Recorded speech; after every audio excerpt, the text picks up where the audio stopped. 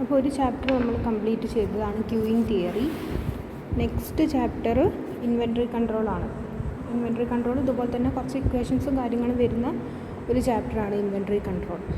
ഇപ്പോൾ ഇൻവെൻറ്ററി എന്താണെന്നുള്ളത് നമുക്ക് ഓൾറെഡി അറിയാവുന്നതാണ്. ഇൻവെൻറ്ററി എന്ന് പറഞ്ഞാൽ എന്താ, നമ്മളുടെ ബിസിനസ് ആവശ്യങ്ങൾക്ക് വേണ്ടിയിട്ട്, ഇപ്പോൾ ബിസിനസ്സിൻ്റെ പ്രൊഡക്ഷൻ്റെ ആവശ്യങ്ങൾക്ക് വേണ്ടിയിട്ട് നമ്മൾ ഓർഗനൈസേഷൻ അല്ലെങ്കിൽ കമ്പനീൻ്റെ ഗോഡൗണിൽ അല്ലെങ്കിൽ കമ്പനിയിൽ നമ്മൾ സ്റ്റോർ ചെയ്ത് വെക്കുന്ന മെറ്റീരിയൽസിനാണ് സാധാരണ ഇൻവെൻറ്ററി എന്ന് പറയാറുള്ളത്. പ്രൊഡക്ഷൻ പർപ്പസിന് വേണ്ടിയിട്ട്, അതായത് പ്രൊഡക്ഷൻ അൺഇൻറ്ററപ്റ്റഡ് ആയിട്ട് നമുക്ക് സ്മൂത്തായിട്ട് റൺ ചെയ്യുന്നതിന് വേണ്ടിയിട്ട്. ഇപ്പോൾ സാധാരണഗതിയിൽ ഇൻവെൻറ്ററിയിൽ വരുന്നത് നമ്മളുടെ പ്രൊഡക്ഷൻ പർപ്പസിന് വേണ്ടിയിട്ട് നമ്മൾ സ്റ്റോർ ചെയ്ത് വെക്കുന്ന റോ മെറ്റീരിയൽസ് നമ്മളുടെ ഇൻവെൻറ്ററിയാണ്. ഇനി അതല്ല അതിൻ്റെ ഒരു സെമി ഫിനിഷ്ഡ് സ്റ്റേജിൽ നിൽക്കുന്ന ഗുഡ്സ് ആകാം, അല്ലാന്നുണ്ടെങ്കിൽ നമ്മളുടെ കംപ്ലീറ്റ് പ്രോസസ്സിങ്ങും കഴിഞ്ഞ് ഫിനിഷ്ഡ് ഗുഡ്സ്, നമ്മൾ ഡെലിവറിക്ക് വേണ്ടി വെയിറ്റ് ചെയ്യുന്ന ഫിനിഷ്ഡ് ഗുഡ്സ് ആകാം. ഇതൊക്കെ ഇൻവെൻറ്ററീൻ്റെ അണ്ടറിൽ വരുന്നതാണ്. ഇപ്പോൾ ഇൻവെൻറ്ററി എന്താണെന്ന് ചോദിച്ചാൽ നമുക്ക് സിംപ്ലി എന്ത് പറയാം, inventory may be defined as the quantity of goods, commodities or other economic resources that has stored or reserved at any given point of time for the purpose of smooth and efficient running of business affairs. Okay, അപ്പോൾ അത് എന്ത് economic റിസോഴ്സസും ആകാം. Then inventory include raw material stored for producing goods, semi-finished goods, finished goods awaiting shipment from the factory. ഈ തരത്തിൽ ഏത് വേണമെങ്കിലും നമുക്ക് ഇൻവെൻറ്ററീൻ്റെ അണ്ടറിൽ ഡിഫൈൻ ചെയ്യാവുന്നതാണ്. And the term inventories may be divided into two classes, direct inventories and indirect inventories. എന്താണ് ഡയറക്റ്റും ഇൻഡയറക്റ്റുമായിട്ടുള്ള inventories? Direct inventory എന്ന് പറഞ്ഞു കഴിഞ്ഞാൽ നമ്മൾ ഈ പറഞ്ഞതുപോലെ തന്നെ പ്രൊഡക്ഷൻ റിലേറ്റഡ് ആയിട്ട് ഡയറക്റ്റ്ലി നമ്മൾ പ്രൊഡക്ഷനിൽ യൂസ് ചെയ്യുന്ന ഇൻവെൻറ്ററീസ്, ഈ പറഞ്ഞതുപോലെ റോ മെറ്റീരിയൽസ് ആകാം, അല്ലെങ്കിൽ ഫിനിഷ്ഡ് ഗുഡ്സ് ആകാം. അതിൻ്റെ പർപ്പസിന് വേണ്ടി നമ്മൾ സ്റ്റോർ ചെയ്ത് വെച്ചിരിക്കുന്ന എന്ത് ഗുഡ്സിനെയും റോ മെറ്റീരിയൽസ് ഒക്കെ നമ്മൾ ഡയറക്റ്റ് ഇൻവെൻറ്ററിയാണ്. അത് പ്രൊഡക്ഷനിൽ ഡയറക്റ്റ്ലി നമ്മൾ യൂസ് ചെയ്യുന്നതാണ്, അല്ലെങ്കിൽ അത് ഫിനിഷ്ഡ് ഗുഡ്സിൻ്റെ ഡയറക്റ്റ് ഭാഗമായിട്ട് വരുന്നതാണ് ഈ ഒരു ഡയറക്റ്റ് ഇൻവെൻറ്ററി എന്ന് പറയുന്നത്. ഇൻഡയറക്റ്റ് ഇൻവെൻറ്ററി എന്ന് പറഞ്ഞു കഴിഞ്ഞാൽ അത് നമ്മളുടെ പ്രൊഡക്ഷനിൽ ഇൻക്ലൂഡഡ് ആണ്, അല്ലെങ്കിൽ കമ്പൽസറി ആയിട്ട് നമുക്ക് വേണ്ടതാണ്, എന്നാൽ അത് നമ്മളുടെ മെയിൻ ഇൻഗ്രീഡിയൻ്റ് അല്ലാത്തതായിട്ടുള്ള ഇൻവെൻറ്ററീസിനെയാണ് നമ്മൾ ഇൻഡയറക്റ്റ് ഇൻവെൻറ്ററി എന്ന് പറയുന്നത്. അത് നമ്മളുടെ ഫിനിഷ്ഡ് പ്രൊഡക്റ്റിൻ്റെ കോമ്പണൻ്റ് ആയിട്ട് നമ്മളുടെ ഏറ്റവും ഫൈനൽ സ്റ്റേജിൽ ഫിനിഷ്ഡ് ഗുഡ്സ് ആയിട്ട് നമ്മളുടെ കയ്യിൽ കിട്ടുമ്പോൾ അതിൻ്റെ ഒരു പാർട്ട് ഉണ്ടാവണമെന്നില്ല. ഈ ഇൻഡയറക്റ്റ് ഇൻവെൻറ്ററീൻ്റെ ഒരു പാർട്ട് അതിൽ ഒരു കോമ്പണൻ്റ് ആവണമെന്നില്ല. പക്ഷേ അത് നമ്മളുടെ മാനുഫാക്ചറിങ് പേർപ്പസിന് നോക്കുമ്പോൾ അത് നെസസറി ആയിട്ട് ആവശ്യമുള്ള type of inventories. For example, നമുക്ക് അതിന് വേണ്ടി വരുന്ന, ഇപ്പോൾ പ്രൊഡക്ഷൻ ചെയ്യാൻ നമുക്ക് ഡിഫറെൻറ്റ് മെഷീനറീസിലൊക്കെ ഡിഫറെൻറ്റ് കൈൻഡ് ഓഫ് ഓയിൽസ് നമ്മൾ യൂസ് ചെയ്യും, അല്ലെങ്കിൽ ഗ്രീസ്, ലൂബ്രിക്കൻസ് പോലത്തെ ഒരുപാട് എയ്ഡഡ് ആയിട്ടുള്ള ഒരുപാട് റിസോഴ്സസ് നമുക്ക് ആവശ്യമായിട്ട് വരുന്നുണ്ട്. അപ്പോൾ പ്രൊഡക്ഷൻ സ്മൂത്തായിട്ട് റൺ ചെയ്യണമെന്നുണ്ടെങ്കിൽ ഇൻഡയറക്റ്റ്ലി നമ്മളവിടെ യൂസ് ചെയ്യുന്ന ഇൻവെൻറ്ററീസിനെ നമുക്ക് ഇൻഡയറക്റ്റ് ഇൻവെൻറ്ററി എന്നും ടേം ചെയ്യാവുന്നതാണ്. ഓക്കെ, അപ്പോൾ അതൊക്കെയാണ് ഇൻവെൻറ്ററീനെ നമുക്ക് ഡിഫൈൻ ചെയ്യാവുന്നത്. ഇനി എന്തിനു വേണ്ടിയിട്ടാണ് നമ്മളിങ്ങനെ ഇൻവെൻറ്ററി കീപ്പ് ചെയ്യുന്നത്? നമുക്ക് ജസ്റ്റ് ഒന്ന് ആലോചിച്ചറിയാം. നമ്മൾ ഇൻവെൻറ്ററി ആവശ്യത്തിന് നമ്മളുടെ സ്റ്റോറേജ് അല്ലെങ്കിൽ ഗോഡൗണിൽ ഉണ്ടെങ്കിൽ മാത്രമേ ഉള്ളൂ നമുക്ക് അൺഇൻറ്ററപ്റ്റഡ് ആയിട്ട് പ്രൊഡക്ഷൻ വിത്തൗട്ട് എനി ഫ്ലോലെസ് ആയിട്ട് നമുക്ക് എന്ത് ചെയ്യാൻ പറ്റുക, പ്രൊഡക്ഷൻ മുന്നോട്ട് കൊണ്ടുപോകാൻ പറ്റുക. അപ്പോൾ മെയിനായിട്ടുള്ള പർപ്പസ് എന്ന് പറയുന്നത് അൺഇൻറ്ററപ്റ്റഡ് പ്രൊഡക്ഷൻ എന്നുള്ളത് തന്നെയാണ് ഏറ്റവും മെയിനായിട്ടുള്ള കോസസ് ഫോർ മെയിൻറ്റെയിനിങ് ഇൻവെൻറ്ററി എന്ന് പറയുന്നത്. അപ്പോൾ ഒന്നാമത്തേത് എന്താണ്, efficient and smooth running of business affairs. And second one, provide services to customers immediately or at short notice. ഇനി ഇമ്മീഡിയറ്റ് ആയിട്ട് നമുക്ക് സർവീസ്, ഇപ്പോൾ കസ്റ്റമേഴ്സ് നമ്മളുടെ ഒരു സാധനം വാങ്ങിയ ഒരു കസ്റ്റമർക്ക് അതിന് എന്തെങ്കിലും സർവീസ് എക്സ്ട്രാ നീഡ് ചെയ്യുന്നുണ്ട്, അല്ലെങ്കിൽ നമ്മളിപ്പോൾ വാങ്ങിയിരിക്കുന്ന ആ ഒരു പ്രൊഡക്റ്റിൽ അവർ സാറ്റിസ്ഫൈഡ് അല്ല, അതിലെന്തെങ്കിലും കേടുപാടുകളുണ്ട്, അത് പെട്ടെന്ന് തന്നെ നമുക്ക് സർവീസ് ചെയ്ത് കൊടുക്കണം എന്നുണ്ടെങ്കിൽ ഇപ്പോൾ നമ്മൾ യൂസ് ചെയ്തുകൊണ്ടിരിക്കുന്ന പ്രൊഡക്ഷനിൽ യൂസ് ചെയ്തുകൊണ്ടിരിക്കുന്ന പ്രൊഡക്റ്റ് ആയിട്ട് അതിന് എന്ത് ചെയ്യാൻ പറ്റണമെന്നില്ല, എക്സ്ചേഞ്ച് ചെയ്യാൻ പറ്റണമെന്നില്ല. അപ്പോൾ നമുക്ക് ഇമ്മീഡിയറ്റ് ആയിട്ട് സർവീസ് പ്രൊവൈഡ് ചെയ്യണമെന്നുണ്ടെങ്കിൽ അത്തരം എക്സ്ട്രാ ഡിമാൻഡ് വരുന്ന സിറ്റുവേഷൻസിനെയും കൂടെ മീറ്റ് ചെയ്യുന്ന തരത്തിൽ നമ്മൾ ഇൻവെൻറ്ററീസ് കീപ്പ് ചെയ്തിരിക്കണം. എന്നാൽ മാത്രമേ ഉള്ളൂ നമ്മൾ നോർമലി ഇപ്പോൾ പ്രൊവൈഡ് ചെയ്യുന്ന ഡിമാൻഡിൽ കൂടുതൽ, അല്ലെങ്കിൽ അതിലെന്തെങ്കിലും ഡാമേജസ് വന്നിട്ട് വരുന്ന എക്സ്ട്രാ ഡിമാൻഡ് നമുക്ക് മീറ്റ് ചെയ്യാൻ പറ്റുള്ളൂ. Then third one, maintaining inventory may earn price discount because of bulk purchase.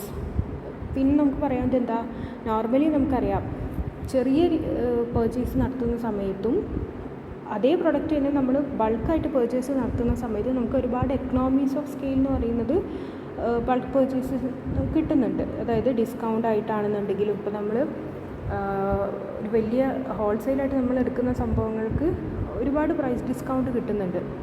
അപ്പോൾ അങ്ങനത്തെ എക്കണോമീസ് ഓഫ് സ്കെയിൽ നമുക്ക് അഡ്വാൻറ്റേജ് ആയിട്ട് കിട്ടുന്നതും ഈ ഒരു ഇൻവെൻറ്ററീസ് ബൾക്കായിട്ട് കിട്ടുമ്പോഴാണ്. അപ്പോൾ ആ ബൾക്കായിട്ട് പർച്ചേസ് ചെയ്യുന്ന ഇൻവെൻറ്ററീസ് നമ്മൾ എന്ത് ചെയ്യണം, പ്രോപ്പറായിട്ട് നമ്മൾ മെയിൻറ്റെയിൻ ചെയ്യുകയും വേണം. ഇൻവെൻറ്ററീസ് മെയിൻറ്റെയിൻ ചെയ്യുകയും വേണം. Then next one, inventories act as a buffer stock when raw materials are received late.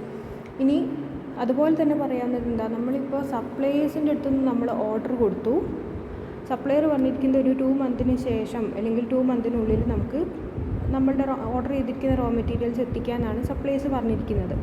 എന്നാൽ ചില കണ്ടിൻജൻസീസ് കാരണം ഈ ഒരു 2 മാസത്തിന് ശേഷമേ അവർക്ക് സപ്ലൈ ചെയ്യാൻ പറ്റുന്നുള്ളൂ. അങ്ങനത്തെ ഒരു സിറ്റുവേഷനിൽ നമുക്ക് അവർ പറഞ്ഞിരിക്കുന്ന ഡേറ്റിൽ നമുക്ക് സാധനങ്ങൾ എത്തിയിട്ടില്ലെങ്കിലും നമ്മളുടെ പ്രൊഡക്ഷനെ അത് എഫക്റ്റ് ചെയ്യാൻ പാടില്ല. അപ്പോൾ അങ്ങനത്തെ സിറ്റുവേഷൻസിൽ, സപ്ലൈസ് ലേറ്റ് ആവുന്ന സിറ്റുവേഷൻസിൽ നമ്മൾ എന്ത് ചെയ്തിരിക്കണം, ഒരു ബഫർ സ്റ്റോക്കും കൂടെ കീപ്പ് ചെയ്തിട്ടുണ്ടാക്കണം. ബഫർ സ്റ്റോക്ക് എന്ന് പറയാൻ ആ ലാഗ് നമുക്ക് ഫില്ല് ചെയ്യുന്നതിന് വേണ്ടിയിട്ട് ഒരു 3 ഡേയ്സ് കഴിഞ്ഞിട്ടാണ് നമുക്ക് റിസീവ് ചെയ്യുന്നത് നമ്മളുടെ സപ്ലൈ റോ മെറ്റീരിയൽസ് കിട്ടുന്നത്. അപ്പോൾ ആ ഒരു 3 ഡേയ്സ് നമുക്ക് എന്ത് ചെയ്യാൻ പറ്റില്ല, പ്രൊഡക്ഷൻ നിർത്തി വെക്കാൻ പറ്റില്ല. ആ ഒരു എക്സ്ട്രാ ടൈമും കൂടെ കവർ ചെയ്യത്തക്ക രീതിയിൽ നമ്മൾ ഇൻവെൻറ്ററീസ് എപ്പോഴും സ്റ്റോക്ക് ചെയ്യണം. നമ്മളുടെ കറക്റ്റ് ലെവൽ ഓഫ് ഇൻവെൻറ്ററി അല്ല നമ്മൾ കീപ്പ് ചെയ്യേണ്ടത്, അതിനും എക്സ്ട്രാ നമ്മൾ കുറച്ചും കൂടെ ഇൻവെൻറ്ററീസ് കീപ്പ് ചെയ്തിരിക്കണം. അതിന് നമ്മൾ ബഫർ സ്റ്റോക്ക് എന്നാണ് പറയുന്നത്. സ്റ്റോക്ക് ലെവൽസ് നമ്മൾ പഠിക്കുന്ന സമയത്ത് നോക്കും. അപ്പോൾ ആ ഒരു ബഫർ സ്റ്റോക്കും കൂടെ നമ്മൾ കീപ്പ് ചെയ്യേണ്ടതുണ്ട്. അതും നമ്മളുടെ ഒരു റീസണാണ്. Then inventory reduces production cost. Production cost എന്ന് പറഞ്ഞാൽ എന്താ, നമുക്കറിയാം ഒരു മെറ്റീരിയൽ നമ്മൾ പർച്ചേസ് ചെയ്തു, അതായത് സപ്ലയറുടെ അടുത്ത് നിന്ന് പർച്ചേസ് ചെയ്തു, ദെൻ അത് നമ്മൾ സ്റ്റോർ ചെയ്തു, ദെൻ പ്രൊഡക്ഷൻ ആവശ്യമായിട്ട് നമ്മൾ അതിന് വേണ്ട പ്രോസസ്സിങ് കോസ്റ്റ് വന്നു. ഇതൊക്കെ കൂടെ കൂട്ടിയിട്ടാണ് നമ്മളുടെ ഒരു ഫൈനൽ ഔട്ട്പുട്ടിൻ്റെ അല്ലെങ്കിൽ ഫൈനൽ പ്രൊഡക്ഷൻ കോസ്റ്റ് നമ്മൾ കാൽക്കുലേറ്റ് ചെയ്യുന്നത്. അപ്പോൾ അതിൽ മേജറായിട്ട് നമുക്ക് വരാവുന്ന ടൈപ്പ് ഓഫ് കോസ്റ്റാണ് ഓർഡർ ചെയ്യുമ്പോൾ വരുന്ന കോസ്റ്റും അതുപോലെ തന്നെ സ്റ്റോറേജ് റിലേറ്റഡ് ആയിട്ട് വരുന്ന കോസ്റ്റും. ഓർഡർ ചെയ്യുമ്പോൾ വരുന്ന കോസ്റ്റ് അല്ലെങ്കിൽ ഓർഡറിങ് കോസ്റ്റും ഹോൾഡ് ചെയ്യുന്ന കോസ്റ്റും അല്ലെങ്കിൽ അത് സ്റ്റോർ ചെയ്യുന്ന കോസ്റ്റ് നമ്മൾ പരമാവധി എന്ത് ചെയ്തിരിക്കണം, റെഡ്യൂസ് ചെയ്യണം. അതിനാണ് നമ്മൾ ഈ ഇൻവെൻറ്ററി മാനേജ്മെൻറ്റ് അല്ലെങ്കിൽ ഇൻവെൻറ്ററി കൺട്രോൾ എന്നുള്ള ഒരു ടെക്നിക്ക് യൂസ് ചെയ്യുന്നത്. ഹോൾഡിംഗ് കോസ്റ്റും ഓർഡറിംഗ് കോസ്റ്റും പരമാവധി റെഡ്യൂസ് ചെയ്യുന്ന രീതിയിലായിരിക്കണം നമ്മൾ സ്റ്റോക്ക് ലെവൽ മെയിൻറ്റെയിൻ ചെയ്യേണ്ടത്. എന്നാൽ മാത്രമേ നമ്മളുടെ ഫൈനലായിട്ടുള്ള പ്രൊഡക്ഷൻ കോസ്റ്റും കൂടെ കുറഞ്ഞു കിട്ടുള്ളൂ. ഈ പ്രൊഡക്ഷൻ കോസ്റ്റിൻ്റെ ബാക്കി വരുന്ന പോർഷൻ പ്രോസസ്സിങ് കോസ്റ്റാണ്. അത് നമ്മൾ ഫൈനൽ എല്ലാ പ്രൊഡക്റ്റും കൂടെ ഒരുമിച്ച് പ്രോസസ്സ് ചെയ്യുന്നത് കൊണ്ട് അതിൻ്റെ കോസ്റ്റ് വളരെ കുറവായിരിക്കും. എന്നാൽ ഓർഡർ ചെയ്യുമ്പോഴും അത് ദെൻ സ്റ്റോർ ചെയ്യുന്ന സമയത്താണ് നമുക്ക് ഒരുപാട് കോസ്റ്റ് ഇൻഡിവിജ്വലി എക്സ്ട്രാ വരുന്നത്. അപ്പോൾ നമ്മൾ എന്ത് ചെയ്യണം, ഒരു സ്റ്റോക്ക് ഓർഡർ ചെയ്യുന്ന സമയത്താണെങ്കിലും ഹോൾഡ് ചെയ്യുന്ന സമയത്താണെങ്കിലും മാക്സിമം അതിൻ്റെ ആ ഒരു കോസ്റ്റ്, ഇൻഡിവിജ്വൽ കോസ്റ്റ് മിനിമൈസ് ചെയ്തിട്ടുണ്ടായിരിക്കണം. ഓക്കെ, അപ്പോൾ അങ്ങനത്തെ പ്രൊഡക്ഷൻ കോസ്റ്റ് മിനിമൈസ് ചെയ്യാൻ, പ്രൊഡക്ഷൻ കോസ്റ്റ് എന്ന് പറഞ്ഞാൽ ബാക്കി എല്ലാ കോസ്റ്റുകളും മിനിമൈസ് ചെയ്താലേ ടോട്ടൽ ഫൈനലായിട്ട് വരുന്ന പ്രൊഡക്ഷൻ കോസ്റ്റ് മിനിമൈസ് ചെയ്യുള്ളൂ. അപ്പോൾ ആ പ്രൊഡക്ഷൻ കോസ്റ്റ് മിനിമൈസ് ചെയ്യണമെങ്കിൽ നമുക്ക് എന്ത് വേണം, പ്രോപ്പറായിട്ടുള്ള ഇൻവെൻറ്ററീസ് മെയിൻറ്റെയിൻ ചെയ്തിട്ടുണ്ടായിരിക്കണം. The next one, inventory helps in meeting fluctuations in demand. Inventory helps in meeting fluctuations in demand. നേരത്തെ പറഞ്ഞതുപോലെ തന്നെ ഡിമാൻഡ് കൂടിയും കുറഞ്ഞിട്ടൊക്കെ ഇരിക്കാം. പല സീസണിലും പല ടൈപ്പ് ഡിമാൻഡാണ് വരിക. അപ്പോൾ ഡിമാൻഡ് നമ്മൾ എക്സ്പെക്റ്റ് ചെയ്യാത്തൊരു ടൈമിൽ, അതായത് നമ്മൾ സീസണലി ഡിമാൻഡിനനുസരിച്ചിട്ട് സാധനങ്ങൾ കൂട്ടി നമ്മൾ പ്രൊഡ്യൂസ് ചെയ്യാറുണ്ട്. ചില സിറ്റുവേഷൻസിൽ സീസൺ അല്ലെങ്കിൽ പോലും എക്സ്ട്രാ ഒരു ഡിമാൻഡ്, ഒരു ഹൈപ്പ് നമ്മളുടെ സാധനങ്ങൾക്ക് വരികയാണെന്നുണ്ടെങ്കിൽ അങ്ങനത്തെ എക്സ്ട്രാ ഡിമാൻഡ് പെട്ടെന്ന് നമുക്ക് മീറ്റ് ചെയ്യണമെങ്കിൽ അതിനനുസരിച്ച് നമ്മൾ എന്ത് ചെയ്യണം, ഈ റോ മെറ്റീരിയൽസ് നമ്മൾ കീപ്പ് ചെയ്തിട്ടുണ്ടായിരിക്കണം. അപ്പോൾ ഡിമാൻഡിൽ വരുന്ന ഫ്ലക്ച്വേഷൻസ് മീറ്റ് ചെയ്യണം എന്നുണ്ടെങ്കിൽ നമ്മൾ പ്രോപ്പറായിട്ടുള്ള ഇൻവെൻറ്ററീസ് കീപ്പ് ചെയ്യണം.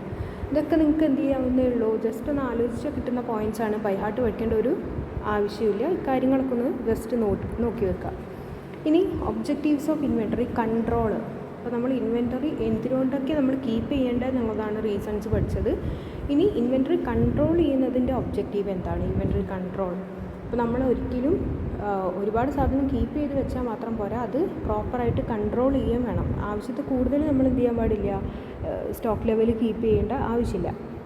അപ്പോൾ അതിൻ്റെ ഒബ്ജക്റ്റീവ്സ് എന്ന് പറയുന്നത്, objectives of inventory control are to minimise the financial investment in inventories. നമ്മൾ നേരത്തെ പറഞ്ഞ പോലെ ഒരുപാട് ഇൻവെൻറ്ററീസ് നമ്മൾ എന്ത് ചെയ്യേണ്ട ആവശ്യമില്ല, എല്ലാ സമയവും കീപ്പ് ചെയ്യേണ്ട ആവശ്യമില്ല. അതിനൊരു പ്രോപ്പർ ലെവൽ ഉണ്ടായിരിക്കണം. ഒരുപാട് ഇൻവെൻറ്ററി നമ്മൾ കീപ്പ് ചെയ്യുന്നത് കൊണ്ടുള്ള ഒരു ഡ്രോബാക്ക് എന്താണെന്ന് വെച്ചാൽ അതിനനുസരിച്ച് നമുക്ക് അതിൻ്റെ കോസ്റ്റും കൂടുന്നുണ്ട്. അതുമല്ല അത് വേസ്റ്റായി പോകാനുള്ള ആ ഒരു അതിൻ്റെ ചാൻസും കൂടുതലാണ്. അപ്പോൾ ഒരു പരിധി കൂടുതൽ നമ്മൾ ഇൻവെൻറ്ററീസ് കീപ്പ് ചെയ്യാൻ പാടില്ല. അത് നമ്മൾ വെറുതെ ഐഡിയലായിട്ടുള്ളൊരു ഫണ്ട് അതിൽ ഇൻവെസ്റ്റ് ചെയ്തതായിട്ട് ട്രീറ്റ് ചെയ്യുള്ളൂ. ഓക്കെ, അപ്പോൾ ആ ഒരു ഫിനാൻഷ്യൽ ഇൻവെസ്റ്റ്മെൻറ്റ് കുറയ്ക്കുന്നതിന് വേണ്ടിയിട്ട് നമ്മൾ ഇൻവെൻറ്ററി കൺട്രോൾ ചെയ്തിട്ടുണ്ടായിരിക്കണം. Then next, to ensure that the value of materials consumed is minimum. Value of materials consumed, അതായത് നമ്മൾ മെറ്റീരിയൽ കൺസ്യൂം ചെയ്യുന്ന സമയത്ത് മെറ്റീരിയൽസിൻ്റെ വാല്യൂ മിനിമം ആയിരിക്കണം. അതായത് ഈ പറഞ്ഞതുപോലെ കോസ്റ്റ് കൂടാൻ പാടില്ല.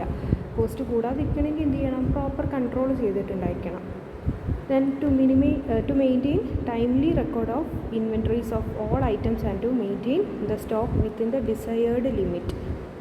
ടൈംലി നമ്മൾ എന്ത് ചെയ്തിരിക്കണം, ഇൻവെൻറ്ററി എപ്പോഴൊക്കെയാണ് നമ്മൾ ഗോഡൗണിൽ എത്തുന്നത്, അതെവിടെയാണ് നമ്മൾ ഏത് ഷെൽഫിലാണ് നമ്മളത് കീപ്പ് ചെയ്യുന്നത്, എപ്പോഴൊക്കെയാണ് അത് നമ്മൾ യൂസ് ചെയ്യുന്നത്, ഇങ്ങനത്തെ കാര്യങ്ങളൊക്കെ നമ്മൾ റെക്കോർഡ് ചെയ്തുകൊണ്ടിരിക്കണം. Maintain timely record of inventories and maintain the stock within the decide limit. നമ്മൾ ഈ ഒരു എത്ര ക്വാണ്ടിറ്റി നമ്മൾ ഒരു ഓർഡറിൽ പ്ലേസ് ചെയ്തിട്ടുണ്ടായിരിക്കണം എന്നുള്ളത് നമ്മൾ പ്രൊഡക്ഷൻ തുടങ്ങുന്നതിന് മുന്നേ തന്നെ അല്ലെങ്കിൽ ഓർഡർ ചെയ്യുന്നതിന് മുന്നേ തന്നെ നമ്മൾ കണ്ടെത്തും. അതാണ് നമ്മൾ ഈ ചാപ്റ്ററിൽ പഠിക്കുന്നത്, എക്കണോമിക് ഓർഡർ ക്വാണ്ടിറ്റി. അപ്പോൾ ആ ഒരു ഡിസൈഡ് ലെവൽ അല്ലെങ്കിൽ ഡിസൈഡ് ലിമിറ്റിൽ തന്നെയാണോ നമ്മൾ ഓർഡർ ചെയ്യുന്നത് അല്ലെങ്കിൽ സ്റ്റോർ ചെയ്യുന്നത് എന്നുള്ളത് നമ്മൾ ടൈംലി ഈ റെക്കോർഡ് നോക്കിയിട്ടാണ് ചെക്ക് ചെയ്യുന്നത്.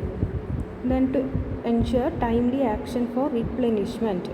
ഇനി നമുക്ക് എന്തെങ്കിലും തരത്തിൽ നമ്മളുടെ ഇൻവെൻറ്ററി കൺട്രോളിൽ എന്തെങ്കിലും മിസ്റ്റേക്സോ അല്ലെങ്കിൽ കാര്യങ്ങളോ വന്നിട്ടുണ്ടെങ്കിൽ അത് കറക്റ്റ് ടൈമിൽ നമുക്കതിന് ടൈംലി ആക്ഷൻസ് എടുക്കണമെങ്കിലും പ്രോപ്പർ ഇൻവെൻറ്ററി കൺട്രോൾ ആവശ്യമായിട്ട് വരും. Then to protect from pilferage, theft, waste, loss, damage etcetera. നമ്മൾ പറഞ്ഞ ആവശ്യത്തിൽ കൂടുതൽ സാധനങ്ങൾ കീപ്പ് ചെയ്യുകയാണെങ്കിൽ അത് നഷ്ടപ്പെട്ടു പോകാനോ അല്ലെങ്കിൽ അതിന് ഡാമേജ്, ലോസ്, പെരിഷബിൾ ഗുഡ്സ് ഒക്കെ ആണെന്നുണ്ടെങ്കിൽ പെട്ടെന്ന് ലോസ് വരും. അപ്പോൾ ഫിനാൻഷ്യലി നമ്മൾ എന്താവും, അത്രയും നമുക്ക് ലോസ് വരും. അങ്ങനത്തെ ലോസൊക്കെ കുറയ്ക്കണം എന്നുണ്ടെങ്കിലും പ്രോപ്പർ ലെവലിൽ മാത്രമേ നമ്മൾ ഇൻവെൻറ്ററി കീപ്പ് ചെയ്യാൻ പാടുള്ളൂ. Then to meet demand fluctuations. നേരത്തെ പറഞ്ഞതുപോലെ തന്നെ ഒരു പരിധിയിൽ കുറഞ്ഞു പോകുകയാണെന്നുണ്ടെങ്കിലും നമുക്ക് ബുദ്ധിമുട്ടാണ്. ഡിമാൻഡ് ഫ്ലക്ച്വേഷൻസ് മീറ്റ് ചെയ്യാൻ പറ്റണമെന്നില്ല. അപ്പം ആ ഒരു ഡിമാൻഡ് ഫ്ലക്ച്വേഷൻസ് മീറ്റ് ചെയ്യുന്ന രീതിയിലും എന്നാൽ ആവശ്യത്തിൽ കൂടുതലല്ലാത്ത രീതിയിലും പ്രോപ്പറായിട്ടുള്ള ഇൻവെൻറ്ററീസ് കൺട്രോൾ മെയിൻറ്റെയിൻ ചെയ്യുന്നതിനാണ് നമ്മൾ ഇൻവെൻറ്ററി കൺട്രോൾ ടെക്നിക്സ് യൂസ് ചെയ്യുന്നത്. അത് ഏതൊക്കെയാണെന്നുള്ളതാണ് നമ്മൾ ഈ ചാപ്റ്ററിൽ പഠിക്കുന്നത്. ദെൻ ഇതുമായിട്ട് റിലേറ്റഡ് ആയിട്ടുള്ള കുറച്ച് ടേംസാണ്. ഈ ടേംസ് നമുക്ക് അടുത്ത ക്ലാസ്സിൽ ഡിസ്കസ് ചെയ്യാം, ടേംസും പിന്നെ ഇക്വേഷൻസുമായിട്ട്. ഓക്കെ.